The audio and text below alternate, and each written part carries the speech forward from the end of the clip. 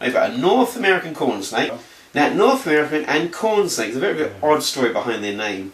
When the first settlers from Europe went to North America, they took lots of corn to grow to keep them going for the winters. Now, there was a problem when they grew this corn. They started discovering these snakes in their thousands amongst their cornfields.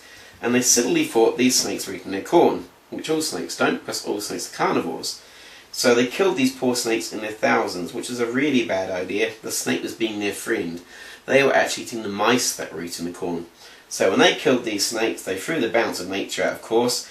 The mice snakes bred in their thousands, lots of mice that they ate all the corn. So these poor snakes were killed for absolutely no reason at all, actually being their friends.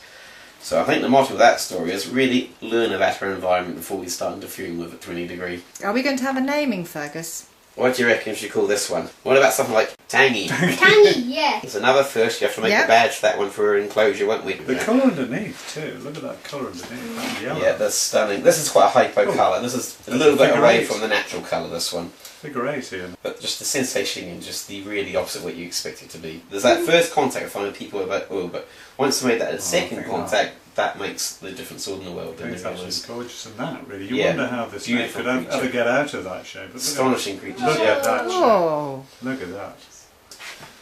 I'm actually having a sniffer Fergus before with the tongue. Absolutely. Well, why do we sniff with our tongues, Fergus? Why does the tongue keep poking out? They smell you with their tongues.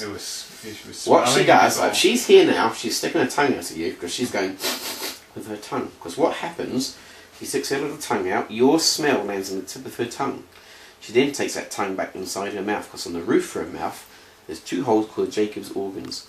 All the smell goes into there, she learns lots about you. And that's why the tongue keep going in and out to make sure none of that information is changed. But also, they are forked. Why do you think that is? The tongue splits at the end. No. No idea? Nope. It's a direction finder.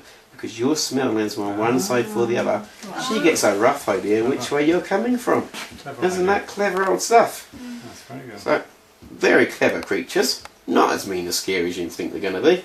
Actually, that's smelling in stereo, isn't it? It is actually a stereo smell, isn't it? Exactly what it is, isn't it? So there you go, so I'll put her back in here now.